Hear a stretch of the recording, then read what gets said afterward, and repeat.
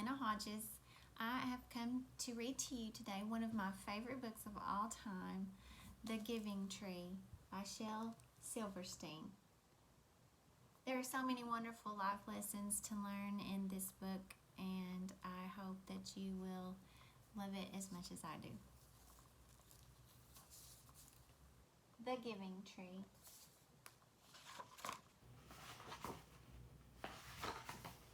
Once there was a tree.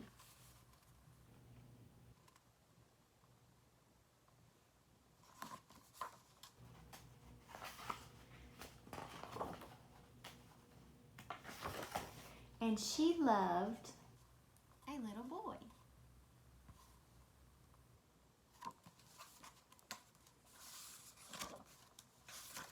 And every day the boy would come.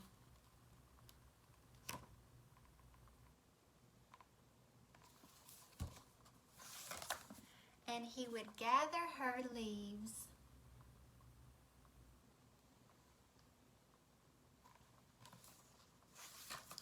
and make them into crowns and play King of the Forest.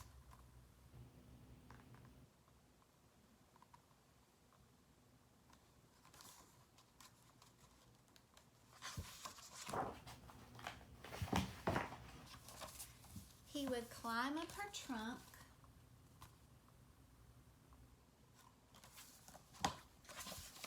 and swing from her branches.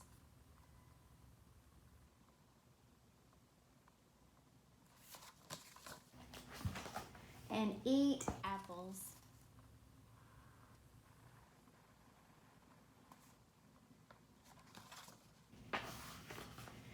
And they would play hide and go seek.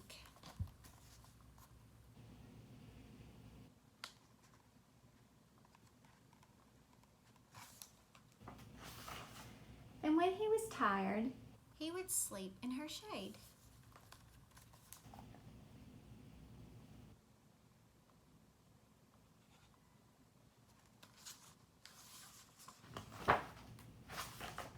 And the boy loved the tree.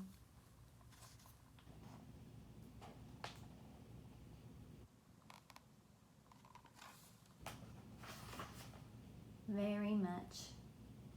And the tree was happy.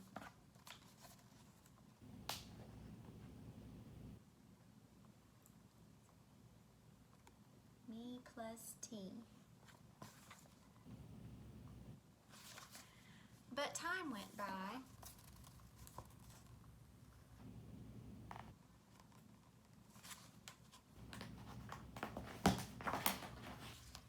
And the boy grew older.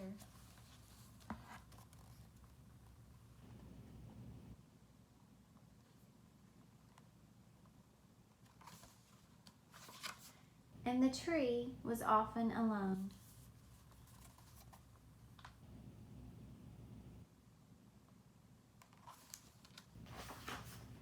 Then one day, the boy came to the tree, and the tree said, "Come, boy, come and climb up on my trunk and swing from my branches and eat apples and play in my shade and be happy." "I'm too big to climb and play," said the boy. "I want to buy things and have fun. I want some money. Can you give me some money?" "I'm sorry," said the tree, "but I have no money. I have only leaves and apples." "Take my apples, boy, and sell them in the city. Then you will have money and you will be happy."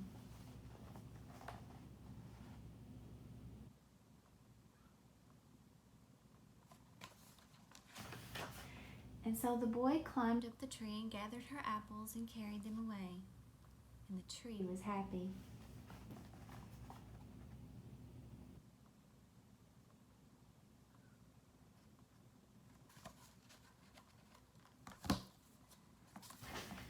But the boy stayed away for a long time, and the tree was sad. And then one day the boy came back, and the tree shook with joy, and she said, "Come, boy, climb up my trunk and swing from my branches and be happy." "I'm too busy to climb trees," said the boy. "I want a house to keep me warm," he said. "I want a wife, and I want children, and so I need a house. Can you give me a house?" "I have no house," said the tree. "The forest is my house. But you may cut off my branches and build a house. Then you will be happy."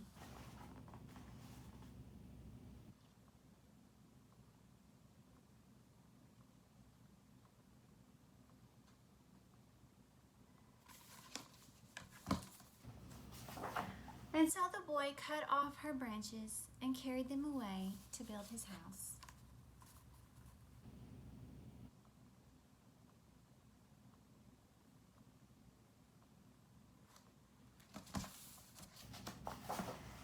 And the tree was happy.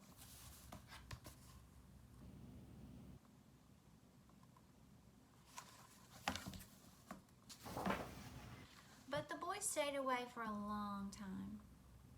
And when he came back, the tree was so happy she could hardly speak. "Come, boy," she whispered, "come and play." "I am too old and sad to play," said the boy. "I want a boat that will take me far away from here. Can you give me a boat?" "Cut down my trunk and make a boat," said the tree. "Then you can sail away and be happy."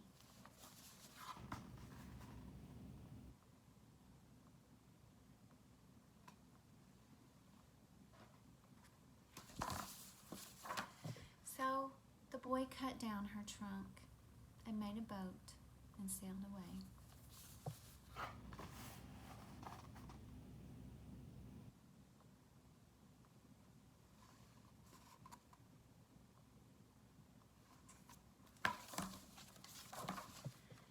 And the tree was happy, but not really.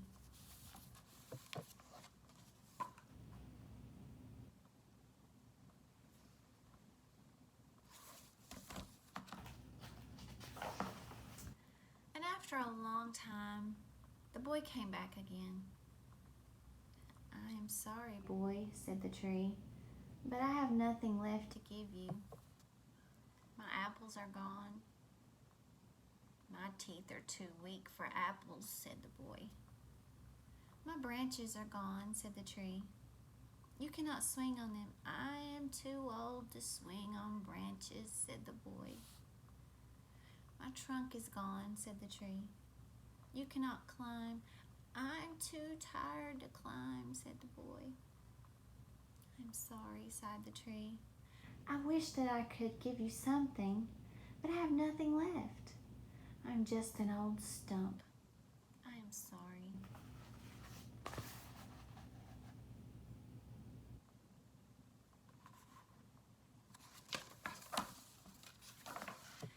"I don't need very much now," said the boy. "Just a quiet place to sit and rest. I am very tired." "Well," said the tree, straightening herself up as much as she could. "Well, an old stump is good for sitting and resting. Come, boy, sit down. Sit down and rest." And the boy did.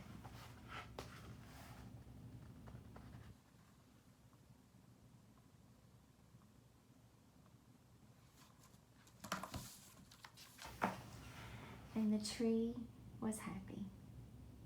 The end.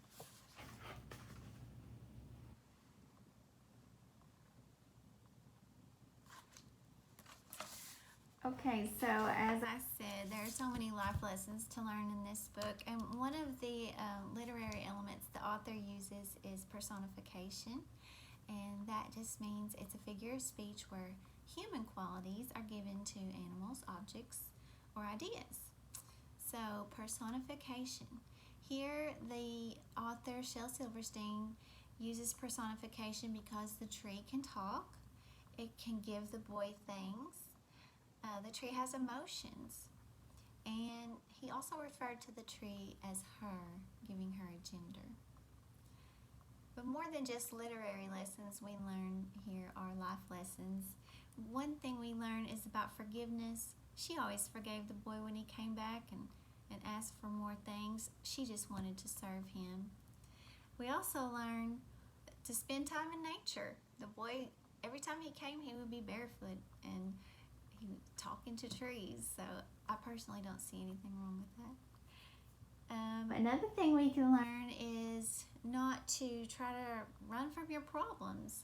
When the boy was sad, he just, I just want a canoe to sail away. But we know that doesn't always solve our problems, does it? And we can learn not to ask for others to pay or make sacrifices for our own mistakes. You know, she had to sacrifice her trunk so he could run away from his problems. And if we love someone, we don't want to hurt them the way that the boy did. Another thing we can learn is to slow down and spend time with the people that we love. In this case, it was the tree.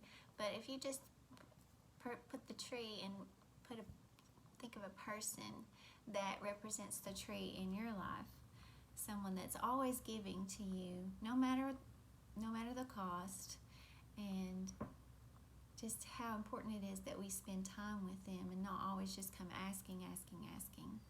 It's important that we are grateful for the things that we're given, that we say please and thank you, and not just expect more and more. It's important that we place our wants over our needs. You know, some of the things the boy thought he wanted ended up not being what he needed. And just be there for others. You know, the tree, she was always there for the boy after years and years and years. Didn't matter how long he stayed away. She just wanted to be near him and just listen to his problems. So what are some lessons that you can apply to your own life through this book? Think about that today, the giving tree. Thank you.